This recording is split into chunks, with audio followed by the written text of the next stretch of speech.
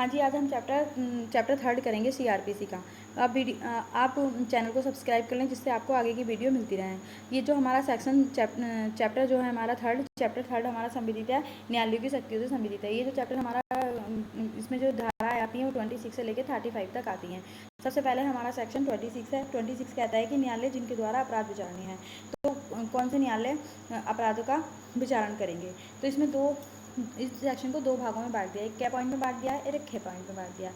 कै पॉइंट ये कह रहा है कि जो भारतीय दंड संहिता में जो डिफाइन है अपराध, तो उन अपराधों का विचारण कौन से न्यायालय कर सकेंगे। तो पहला पॉइंट ये कहता है कि उच्च न्यायालय करेगा उन अपराधों का विचारण जो भारतीय दंड संहिता में सेशन न्यायालय करेगा, फिर किसी ऐसे न्यायालय के द्वारा किया जाएगा जो प्रथम अनुसूची में दर्शित किए गए हैं। ठीक है। फिर इसमें एक परंतु दे रखा है। परंतु कह रहा है कि जो हमारे जो धारा हैं भारतीय दंड संहिता में 376, 376 A, 376 A B, 376 C, 376 D, 376 D A, 376 D B और 376 ई, ये जो सेक्शन है, इन अपराधों का विचारण जो करेगा वो ऐसा न्यायालय करेगा जिसकी पीठासीन अधिकारी महिला हो। परंतु में ही डिफाइन कर दिया। ख पॉइंट कह रहा है कि जो भारतीय दंड संहिता से अन्य विधियाँ हैं उनमें जो डिफाइन अपराध हैं उनका विचारण यदि उस विधि के अंदर दे रखा है कि ये न्यायालय उसका विचारण करेगा, तो उसी न्यायालय के द्वारा उसका विचारण किया जाएगा। यदि उस संहिता में नहीं दे रखा है उस अपराध का विचारण कौन सा न्यायालय करेगा, तो उस अपराध का विचारण नंबर 1 पॉइंट दे रखा है उच्च न्यायालय कर सकता है, या फिर किसी ऐसे न्यायालय द्वारा किया जा सकता है जो प्रथम अनुसूची में उनका विचारण उस न्यायालय के द्वारा किया जा सकता है जो प्रथम अनुसूची में दर्शित किए गए हैं। ये हमारा चैप्टर 26 हमारा सेक्शन 26 कंप्लीट हो गया। अगला हमारा सेक्शन है 27 सेक्शन है हमारा। 27 सेक्शन कहता है कि किशोरों के मामलों में अधिकारिताएँ। ठीक है। जो किशोर होंगे उनके मामले में अधिकारिताएँ। किशोर कौन होंगे, सबसे पहले हम यहाँ पे ये बात डिफाइन कर लेते हैं। इस सेक्शन के अनुसार किशोर उसे माना गया है जो 16 वर्ष से कम आयु का व्यक्ति है, कम आयु का पर्सन है। किसी ऐसे अपराध का विचारण जो मृत्यु या आजीवन कारावास से दंडनीय नहीं है। मृत्यु नहीं की होनी चाहिए उसने किसी की, मतलब मृत्यु से दंडनीय नहीं होना चाहिए वो अपराध, या आजीवन कारावास से दंडनीय नहीं होना चाहिए। यहाँ पे मैं आपसे ये कहना चाहूँगी कि आईपीसी में कौन सा ऐसा अपराध सबसे पहला अपराध है जो मृत्यु से दंडनीय अपराध है। 121 सेक्शन ऐसा है जो कि सबसे पहले मृत्यु दंड से दंडित अपराध है। फिर उसके बाद 132 आता है, 132 भी मृत्यु दंड से दंडित है। ठीक है। जो मृत्यु या आजीवन कारावास से दंडनीय नहीं है, किसी ऐसे अपराध का विचारण जो मृत्यु या आजीवन कारावास से दंडनीय नहीं है और जो ऐसे व्यक्ति द्वारा किया गया है जिसकी आयु उस तारीख को जब वह न्यायालय के समक्ष हाजिर हो या लाया जाए 16 वर्ष से कम का हो। यानी किशोर कौन माना गया है, जो 16 वर्ष से कम आयु का है। मुख्य न्यायिक मजिस्ट्रेट के न्यायालय द्वारा, मुख्य न्यायिक मजिस्ट्रेट के, यहाँ पे याद रखिए किसके द्वारा, मुख्य न्यायिक मजिस्ट्रेट के न्यायालय के द्वारा, या किसी ऐसे न्यायालय के द्वारा किया जा सकता है जिसे बालक अधिनियम 1960 या किशोर अपराधियों के उपचार, प्रशिक्षण या पुनर्वास के लिए उपबंध करने वाली 10वीं प्रवृत्ति किसी अन्य विधि के अधीन विशेष रूप से सशक्त किया गया है। यानी यहाँ पे भी बात की गई है कि कोई किशोर व्यक्ति है, उसने कोई ऐसा अपराध न किया हो जो मृत्यु या आजीवन कारावास से दंडनीय हो, जो ऐसे जब वो न्यायालय के समक्ष लाया गया है तो वो 16 वर्ष से कम का हो, 16 वर्ष से कम है, और मुख्य न्यायिक मजिस्ट्रेट के न्यायालय द्वारा, किसी ऐसे न्यायालय द्वारा किया जा सकता है। उसका विचारण किसके द्वारा चलेगा, मुख्य न्यायिक मजिस्ट्रेट के द्वारा चलेगा, या फिर बालक अधिनियम 1960 या किशोर अपराधियों के, या फिर बालक अधिनियम। पहले फर्स्ट नंबर पे कौन करेगा, न्यायिक मजिस्ट्रेट करेगा उसका विचारण। सेकंड नंबर पर बालिका अधिनियम 1960। थर्ड इसमें है किशोर अपराधियों के उपचार, जो किशोर अपराधी हैं उनके उपचार, प्रशिक्षण और पुनर्वास के लिए उपबंध करने वाली 10वीं प्रवृत्ति किसी अन्य विधि के अधीन विशेष रूप से सशक्त किया गया है। यानी कहने का मतलब यह है कि किशोरों के मामले के अपराधों का जो विचारण चलेगा वो कौन कौन से न्यायालय कर सकते हैं। प्रथम फर्स्ट पे आता है न्यायिक मजिस्ट्रेट करेगा, दूसरे पे कहता है कि बालक अधिनियम 1960, तीसरा कहता है जो किशोर अपराधी जो है उनका उपचार, प्रशिक्षण और पुनर्वास के लिए जो उपबंध करने वाली 10वीं प्रवृत्ति किसी अन्य विधि के अधीन विशेष रूप से जिन्हें सशक्त किया गया है वो उनके अपराधों का विचारण कर सकते हैं। और किशोर कौन व्यक्ति है, किशोर वो है जो 16 वर्ष से कम आयु का है।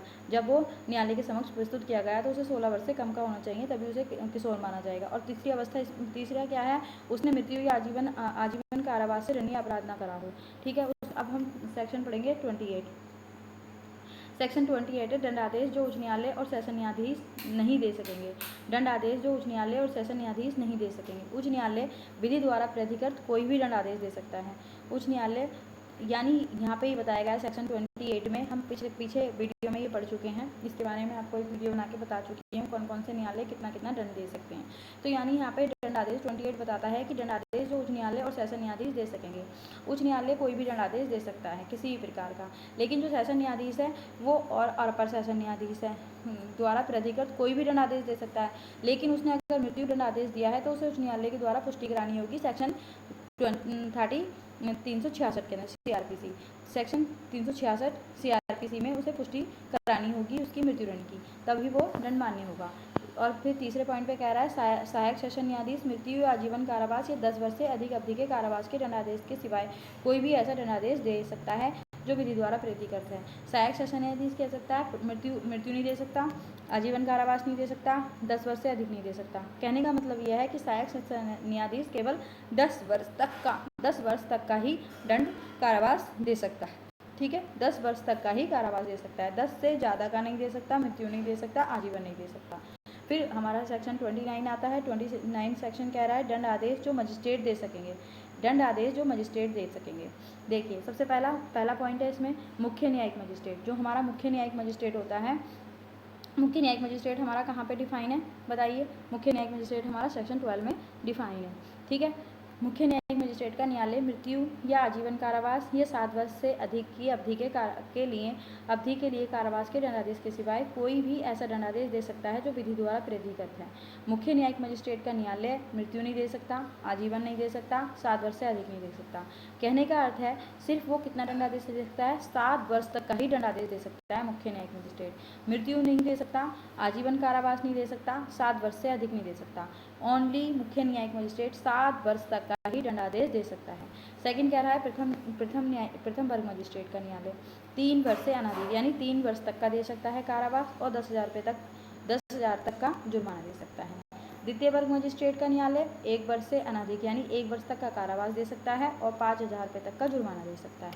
और मुख्य महानगर मजिस्ट्रेट के न्यायालय को मुख्य न्यायिक मजिस्ट्रेट के न्यायालय की शक्तियाँ और महानगर मजिस्ट्रेट के न्यायालय को प्रथम वर्ग मजिस्ट्रेट की न्यायालय की शक्तियाँ यानी मुख्य महानगर मजिस्ट्रेट जो है वो कितना दे सकता है दंड, 7 वर्ष तक का दे सकता है, क्योंकि उसको जो शक्तियाँ प्राप्त हैं वो मुख्य न्यायिक मजिस्ट्रेट की प्राप्त हैं। महानगर मजिस्ट्रेट को प्रथम वर्ग मजिस्ट्रेट की शक्तियाँ प्राप्त हैं, तो यानी प्रथम वर्ग मजिस्ट्रेट 3 वर्ष तक का दे सकता था, तो महानगर मजिस्ट्रेट भी 3 वर्ष तक का ही कारावास दे सकता है। ठीक है, हमारा सेक्शन यहाँ पे 29 भी कंप्लीट हो गया। अब सेक्शन 30 करेंगे। सेक्शन 30 है हमारा जुर्माना देने में चूक होने पर कारावास का दंडादेश। जुर्माना देने में यदि चूक हो गई है तो कारावास का दंडादेश। ठीक है, किसी मजिस्ट्रेट का न्यायालय जुर्माना देने में चूक होने पर इतनी अवधि के कारावास अधिनिर्णित कर सकता है जो विधि द्वारा प्राधिकृत हैं। किसी मजिस्ट्रेट का न्यायालय, कोई भी मजिस्ट्रेट का न्यायालय जो है जुर्माना देने में चूक होने पर इतनी अवधि का ही कारावास अधिनिर्णित कर सकता है जो विधि द्वारा प्राधिकृत है, परंतु वह अवधि धारा 29 के अधीन मजिस्ट्रेट की शक्ति से अधिक की नहीं होगी। यानी कहने का मतलब है जो धारा 29 के अधीन जो मजिस्ट्रेटों को जो जितना दंड देने की शक्ति है उससे अधिक वो दंड नहीं दे सकते। ठीक है, जुर्माना देने में चूक होने पर। यानी जैसे कि हम एग्जाम्पल ले लेते हैं कि प्रथम न्यायिक मजिस्ट्रेट को कितना दंड देने की शक्ति है, 3 साल का कारावास देने की शक्ति है, तो वो जुर्माने की चूक होने पर वो 3 साल से अधिक का दंड नहीं दे सकते हैं। ठीक है, सिर्फ उतना ही दे सकते हैं जितनी उनको शक्ति प्राप्त है दंड देने की। क्या पॉइंट हमारा ये बता रहा है, क्या पॉइंट बता रहा है कि जहाँ कारावास मुख्य दंडादेश के भाग के रूप में अधिनिर्णित किया गया है वहाँ वह उस कारावास की अवधि के चौथाई से अधिक नहीं होगा जिसकी मजिस्ट्रेट उस अपराध के लिए ना कि जुर्माना देने के चूक होने पर दंड के तौर पर देने के लिए सक्षम है। जहाँ कारावास मुख्य दंडादेश के भाग के रूप में, जहाँ कारावास मुख्य दंडादेश के भाग के रूप में यानी जहाँ कारावास मुख्य दंडादेश के भाग के रूप में अधिनिर्णित किया गया है, जहाँ कारावास जो है मुख्य दंडादेश यानी कोई अपराध किया है उस अपराध का जो मुख्य दंड है वो क्या है, कारावास है, अधिनिर्णित किया गया है, वहाँ वह उस कारावास की अवधि के चौथाई से अधिक नहीं होगा। यानी मान लीजिए जैसे कि चोरी का अपराध है तो चोरी का अपराध के लिए कितना दंड है, 3 साल है, तो 3 साल का अगर उसने उसके साथ में कोई जुर्माना लगाया और उसने वो जुर्माना नहीं दिया है तो वहाँ वह उस कारावास की अवधि के चौथाई से अधिक का नहीं होगा। यानी वो जुर्माना नहीं देगा तो 3 साल का 1/4 से अधिक नहीं दंड दे सकता, जिसको मजिस्ट्रेट उस अपराध के लिए ना कि जुर्माना देने के चूक होने पर दंड के तौर पर देने के लिए सक्षम है। ठीक है, सिर्फ जिसको मजिस्ट्रेट उस अपराध के लिए ना कि जुर्माना देने में चूक होने पर दंड के तौर पर देने के लिए सक्षम है। कहने का अर्थ यह है कि जहां कारावास मुख्य दंडादेश के भाग के रूप में अधिनिर्णित किया गया है, यानी मुख्य जो भाग है दंड का वो क्या है, कारावास है, तो वहाँ वह उस कारावास की अवधि के चौथाई से अधिक नहीं होगी जिसको मजिस्ट्रेट उस अपराध के लिए किस लिए दे रहा है उसको वो दंड? उसको अपराध के लिए दे रहा है, ना कि वो इसलिए दे रहा है क्योंकि उसने जुर्माना देने में चूक होने पर दंड के तौर पर, ना कि वो चूक होने पर देने के लिए सक्षम है। सिर्फ उसको अपराध के लिए देने के लिए सक्षम है, चूक होने के लिए नहीं कि उसने जुर्माना नहीं दिया था उसके लिए। अब इसका सेकंड कह रहा है कि इस धारा के अधीन अधिनिर्णित कारावास उच्च मजिस्ट्रेट द्वारा धारा 29 के अधीन अधिनिर्णित की जा सकने वाली अधिकतम अवधि के कारावास के मुख्य दंडादेश के अतिरिक्त हो सकता है। इस धारा के जो अधीन है अधिनिर्णित कारावास जो इसमें कारावास दिया जाएगा उस मजिस्ट्रेट को धारा 29 के अधीन अधिनिर्णित की जा सकने वाली अधिकतम अवधि के कारावास के मुख्य दंडादेश के अतिरिक्त हो सकता है। जो वो दंड देगा वो जो उसको मुख्य दंड दिया गया था उसके अतिरिक्त हो सकता है। ठीक है, उसके बाद ये एक बार और समझाती हूँ मैं ये वाला कि ये जो कह रही है 30 का मतलब है इस 30 कह रही है कि इसका जो सेकंड क्या है, इस धारा के अधीन अधिनिर्णित कारावास, जो इस धारा के अधीन जो कारावास दिया गया है उस मजिस्ट्रेट द्वारा 29 के अधीन अधिनिर्णित की जा सकने वाली अधिकतम अवधि के कारावास के मुख्य दंडादेश के अतिरिक्त भी हो सकता है। यानी जो उसका जितना दंड देने की पावर है 3 साल प्रथम न्यायिक मजिस्ट्रेट के, जो वो दंड देगा जुर्माना देने की चूक होने पर, तो वो उसके अतिरिक्त होगा अलग। यानी 3 साल तो उसने दे ही दिया, चोरी की थी किसी ने, और 3 साल के बाद जो उसके जुर्माना जो लगाया गया था, अगर वो जुर्माना नहीं चुकाया तो उसका 1/4 दे रहा था वो, तो वो उसके अलग होगा, 3 साल तो अलग होगा और वो जो दंड होगा वो अलग होगा। ठीक है, अब जो हमारा 30 है, 30 में जो फर्स्ट दे रखा है कि यदि कोई व्यक्ति जुर्माना देने में चूक करता है तो मजिस्ट्रेट का न्यायालय ऐसे व्यक्ति को विरुद्ध उतनी अवधि का कारावास अधिनिर्णित कर सकता है जितने की ऐसी विधि द्वारा प्राधिकृत है। इसके 2 अपवाद भी हैं। ये कारावास धारा 29 के अधीन मजिस्ट्रेट के दंड देने की शक्ति से अधिक नहीं होगी, यानी इसका अपवाद जो है मजिस्ट्रेट जितना दंड दे सकता है उससे अधिक नहीं होगी। फिर ख पॉइंट कह रहा है, इसमें एक अपवाद और है कि जहाँ कारावास मुख्य दंडादेश के एक भाग के रूप में दिया गया है, जहाँ कारावास जो है मुख्य दंडादेश के एक भाग के रूप में दिया गया है, वहाँ वह उस कारावास की अवधि के 1/4 से अधिक नहीं होगी जिसको मजिस्ट्रेट उस अपराध के देने के हेतु सक्षम है। यानी जो कहने का मतलब मेरा ये है, मैं ये कहना चाह रही हूँ कि जो फर्स्ट पॉइंट में दे रखा है, फर्स्ट पॉइंट का अपवाद ही सेक्शन 2 है। ठीक है, सेक्शन 2 फर्स्ट पॉइंट का अपवाद दे रखा है उसने। ठीक है, सेक्शन 2 उसने सेक्शन में ही ख जो पॉइंट है वो पहले का अपवाद है, पहले का अपवाद। इसके 2 जो क और ख जो दे रखे हैं ये दोनों इसके अपवाद हैं फर्स्ट के, यानी परंतु वो अपवाद ही होता है वो, यानी पहले उसने कुछ बात कह दी थी, उसके बाद सेकंड में उसने दूसरी बात कह दी। मैं दोबारा से समझाती हूँ आपको। सेक्शन 30 जुर्माना देने में चूक होने पर कारावास का दंडादेश। पहला पॉइंट है कि किसी मजिस्ट्रेट को न्यायालय जुर्माना देने में चूक होने पर इतनी अवधि का कारावास अधिनिर्णित कर सकता है जो विधि द्वारा उसे प्राधिकृत है। अगर उसने जुर्माना नहीं दिया है तो केवल उतना ही कारावास दे सकता है जितना विधि द्वारा उसे प्राधिकृत है, यानी विधि द्वारा प्राधिकृत है। इसमें आप परंतु दे रखा है, परंतु यही दोनों ये फर्स्ट के क और ख जो है अपवाद हैं। धारा 29 के अधीन मजिस्ट्रेट की शक्ति से अधिक नहीं होगी, जो मजिस्ट्रेट को 29 में शक्ति है दंड देने की उससे अधिक नहीं होगी। ख में जहाँ कारावास मुख्य दंडादेश के भाग के रूप में अधिनिर्णित किया गया है वहाँ वह उस कारावास की अवधि के चौथाई से अधिक नहीं होगा जिसको मजिस्ट्रेट उस अपराध के लिए ना कि जुर्माना देने में चूक होने पर दंड के तौर पर देने के लिए सक्षम है। ठीक है, सेकंड पॉइंट कह रहा है इसका कि इस धारा के अधीन अधिनिर्णित कारावास उस मजिस्ट्रेट द्वारा धारा 29 के अधीन अधिनिर्णित की जा सकने वाली अधिकतम अवधि के कारावास के मुख्य दंडादेश के अतिरिक्त हो सकता है, यानी जितना उसने दंड दिया था उसके भी अतिरिक्त हो सकता है। अब सेक्शन 31 पढ़ेंगे हम। सेक्शन 31 जो पढ़ेंगे यह है एक ही विचारण में कई अपराधों के लिए दोष सिद्धि होने के मामलों में दंडादेश। एक ही विचारण चल रहा है और कई अपराधों के लिए, यानी उसने कई सारे अपराध किए हैं, दोष सिद्धि होने के मामले में दंडादेश। पहला पॉइंट है इसमें, जब एक विचारण में कोई व्यक्ति, विचारण एक चल रहा है, ट्रायल एक चल रहा है, कोई व्यक्ति 2 या अधिक अपराधों के लिए दोषित किया जाता है, 2 या अधिक अपराधों के लिए वो दोषित किया गया है। एक उस चोरी के लिए दोषित किया गया, एक गृह भेदन के लिए दोषित किया गया। ठीक है, 2 अपराधों के लिए उन्हें पहले घर का ताला वाला तोड़ा, घर में घुसा, फिर उसने चोरी की, यानी 2 अपराधों के लिए वो दंडित किया गया। तब भारतीय दंड संहिता की धारा 71 के उपबंधों के अधीन रहते हुए, आईपीसी की जो धारा 71 है उसके अधीन रहते हुए, आईपीसी की धारा 71 के अधीन रहते हुए 71 के अधीन यानी इसके अंडर में, इसके अधीन रहते हुए 71 के अधीन रहते हुए न्यायालय उसे उन अपराधों के लिए विहित विभिन्न दंडों में से उन दंडों के लिए, न्यायालय उसे उन अपराधों के लिए विहित विभिन्न दंडों में से उन दंडों के लिए उन दंडों के लिए जिन्हें देने के लिए ऐसा न्यायालय सक्षम है दंडादेश दे सकता है। जब ऐसे दंड कारावास के रूप में हो, तब यदि न्यायालय ने यह निर्देश न दिया हो कि ऐसे दंड साथ साथ भोगे जाएंगे, तो वे ऐसे क्रम में एक के बाद एक प्रारंभ होंगे जिसका न्यायालय निर्देश दे। देखिए, दोबारा समझाती हूँ इस चीज़ को। जब एक विचारण में कोई व्यक्ति, एक विचारण चल रहा है, कोई व्यक्ति 2 या अधिक अपराधों के लिए दोषित किया जाता है, जैसे मैंने बता दिया आपको गृहभेदन के लिए और चोरी के लिए, तब भारतीय दंड संहिता की धारा 71 क्या कहती है? कई अपराधों से मिलकर बने अपराधों के लिए दंड की अवधि। ठीक है, 71 कहती है आईपीसी की कई अपराधों से मिलकर बने अपराधों के लिए दंड की अवधि क्या होगी? 71 के उपबंधों के अधीन रहते हुए न्यायालय उसे उन अपराधों के लिए जो उसने अपराध लगे हैं विहित विभिन्न दंडों में से जो उसे दंड बन रहे हैं, उन दंडों के लिए जिन्हें देने के लिए ऐसा न्यायालय सक्षम है, यानी सक्षम से मतलब जो 29 में उसके अधिकारिताएं बताई हैं कि प्रथम न्यायिक मजिस्ट्रेट कितना दंड दे सकता है 3 साल, द्वितीय वर्ग मजिस्ट्रेट 1 ईयर। ठीक है, दंड आदेश दे सकता है जब ऐसे दंड कारावास के रूप में हो। अगर ऐसे दंड जो है कारावास है, जुर्माना नहीं है, सिर्फ कारावास हो, तब यदि न्यायालय ने यह निर्देश न दिया हो कि ऐसे दंड साथ साथ भोगे जाएंगे, तो वे ऐसे क्रम में एक के बाद एक प्रारंभ होंगे जिसका न्यायालय निर्देश दे।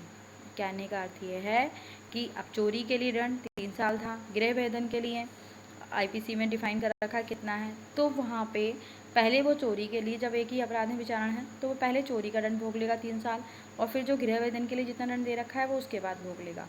अगर उसमें डिफाइन नहीं कर रखा है कि वो एक साथ चलेंगे दोनों, कहने का मतलब है कि एक साथ चलेंगे, जैसे कि अगर यहाँ पे अगर कोर्ट ने लिख दिया जजमेंट देते समय कि हाँ ये जो दोनों अपराध हैं इनका जो दंड होगा वो एक साथ चलेगा कंटिन्यू, यानी मान लीजिए 1 साल हमारा गृहभेदन का हो गया और 3 साल, मान लीजिए मैंने अभी गृहभेदन के दंड को डिफाइन नहीं किया है, मैं 3 साल, चोरी का 3 साल ही है, लेकिन गृहभेदन का कितना दंड है ये अभी मैं सही से बता नहीं पा रही हूँ। चलिए मैं बताती हूँ अभी गृहभेदन के दंड के लिए कितना है। 445 में हमारा 445 में हमारा गृहभेदन जो है डिफाइन है। 445 में हमारा गृहभेदन डिफाइन है, और इसके लिए जो दंड है वो हमारा किस में दे रखा है? इसके लिए दंड जो दे रखा है हमारा कितना दे रखा है?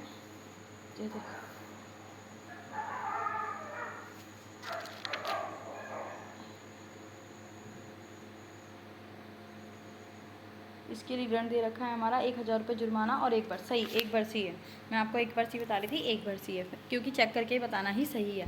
1 वर्ष है हमारा इसके लिए दंड। तो अगर न्यायालय ने जजमेंट देते समय वहाँ पे डिफाइन नहीं किया है कि कौन से अपराध के लिए कितना दंड दिया जाएगा, कौन से अपराध के लिए कितना दंड दिया जाएगा, तो वो एक साथ चलेंगे दोनों।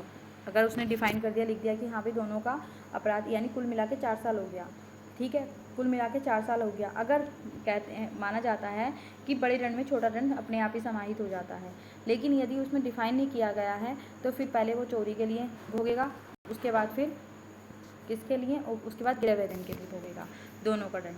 ठीक है, ये हमारा बता दिया है सेक्शन 30।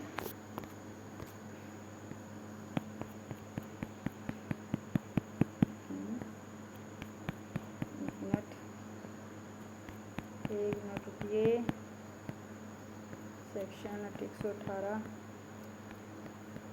कहाँ गया हमारा सेक्शन?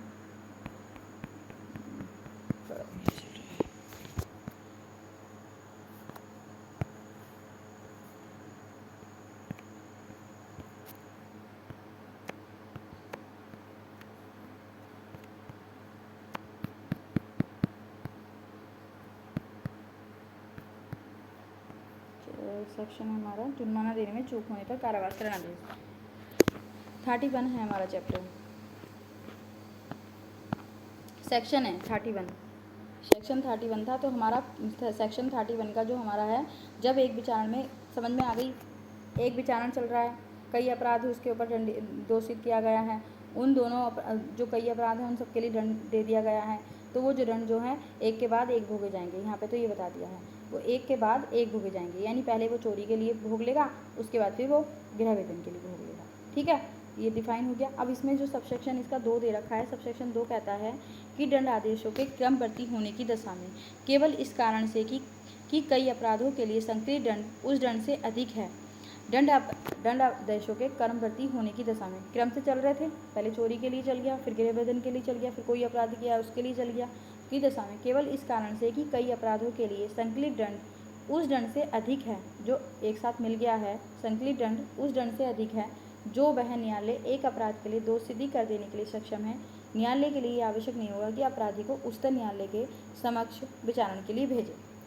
अब यहाँ पे अर्थ निकालेंगे। क्या अर्थ? इसका अर्थ ये है कि जैसे कि हमारा प्रथम न्यायिक मजिस्ट्रेट का न्यायालय जो है 3 वर्ष का दंड दे सकता है, ठीक है। अब कोई अपराधी उसके पास आया तो उसका अलग अलग अपराधों का जो दंड बन रहा है वो 7 साल हो गया, तो वो फिर जो है 7 साल हो गया उसका दंड, तो उसको ये नहीं है कि वो देने का अधिकार नहीं है उसके पास अधिकार है, और वो ऐसा नहीं करेगा कि वो उस मामले को किसी उच्च न्यायालय अपने से उच्च न्यायालय को भेज दे, वो उसका विचारण करने के लिए सक्षम न्यायालय माना जाएगा। समझ में आ गई बात?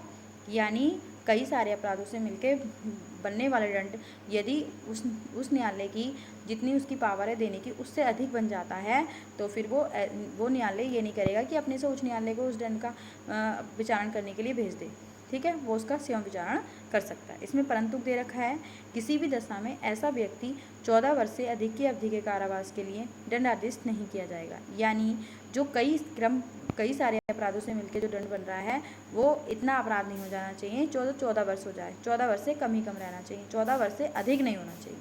14 वर्ष के अंदर 13 दे सकता है, 14 से कम होना चाहिए, कितना भी कम हो, एक दिन कम हो पर 14 से कम हो, ठीक है। 14 से अधिक नहीं दे सकता कई सारे अपराधों से मिले दंड को। अब 6 पॉइंट कह रहा है, संकलित दंड उस दंड की मात्रा के दुगने से अधिक ना होगा जिसे एक अपराधी के लिए देने के लिए वह न्यायालय सक्षम है। यहाँ पे अब इसने ये भी कह दिया कि दुगना भी नहीं होगा जो न्यायालय उसे देने के लिए सक्षम है। यानी मान लीजिए कि यहाँ पे सहायक सेशन न्यायाधीश जो था, सहायक सेशन न्यायाधीश कितना देने के लिए था सक्षम?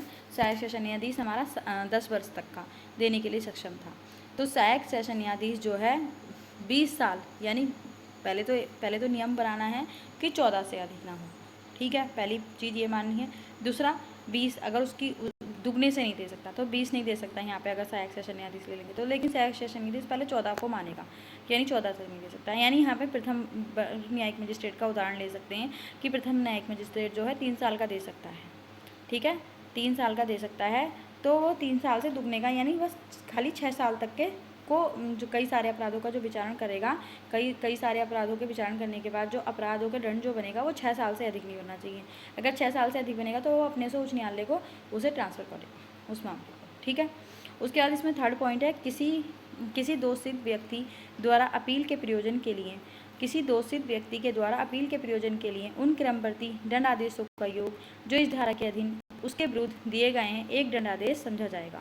यानी जो अगर अपील करेगा वो, तो अपील में जो जितना भी दंडादेश सारे अपराधों का मिलकर बन रहा है तो वो एक ही अपराध का दंडादेश माना जाएगा, ठीक है, अपील में। 3rd पॉइंट ये कह रहा है। अब सेक्शन 32, सख्तियाँ प्रदान करने का ढंग।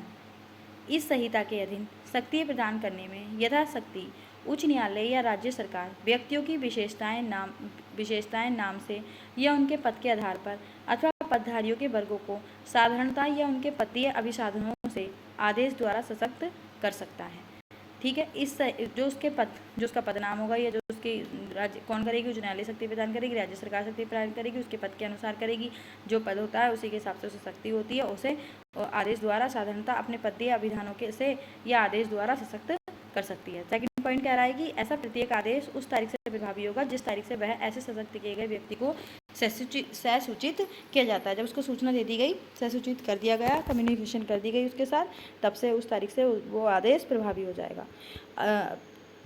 सेक्शन 33 कह रहा है, नियुक्त अधिकारियों की शक्ति। सरकार की सेवा में पद धारण करने वाला ऐसा व्यक्ति जिसमें उच्च न्यायालय या राज्य सरकार द्वारा सरकार की सेवा में पद धारण करने वाला ऐसा व्यक्ति जिसमें उच्च न्यायालय या राज्य सरकार द्वारा उस संहिता के अधीन कोई शक्ति किसी समग्र स्थानीय क्षेत्र के लिए निहित की गई है। ये सरकार की सेवा में पद धारण करने वाला ऐसा व्यक्ति, जो सरकार की सेवा में पद धारण कर रहा है, वो कोई भी ऐसा व्यक्ति जिसमें उच्च न्यायालय या राज्य सरकार द्वारा उस संहिता के अधीन यानी CRPC के अधीन कोई शक्ति किसी समग्र स्थानीय क्षेत्र के लिए निहित की गई है।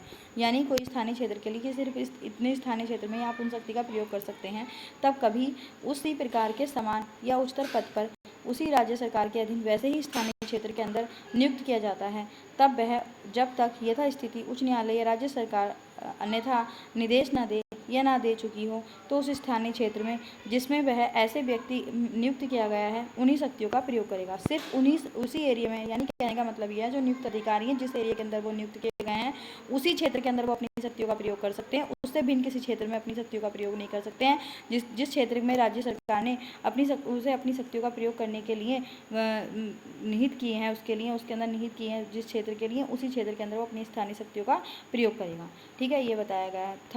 34 कर रहा है शक्ति वापस लेना। फिर 34 सेक्शन 34 शक्तियों को वापस लेना, जो शक्ति दी थी उन्हें वापस लेना, जो 32 में हमने दी थी उन्हें वापस ले रहा है। यथा स्थिति उच्च न्यायालय और राज्य सरकार उन सभी शक्तियों को या उनमें से किसी को वापस ले सकती है, या उसने या उसके अधीनस्थ किसी अधिकारी ने या किसी व्यक्ति ने इस संहिता के अधीन प्रदान की थी। ठीक है, राज्य सरकार उच्च न्यायालय या उसके किसी अधीनस्थ अधिकारी ने किसी व्यक्ति को इस संहिता के अधीन प्रदान की थी तो उन्हें वापस ले सकता है। किसमें लेगा? सेक्शन 34 के 1 में।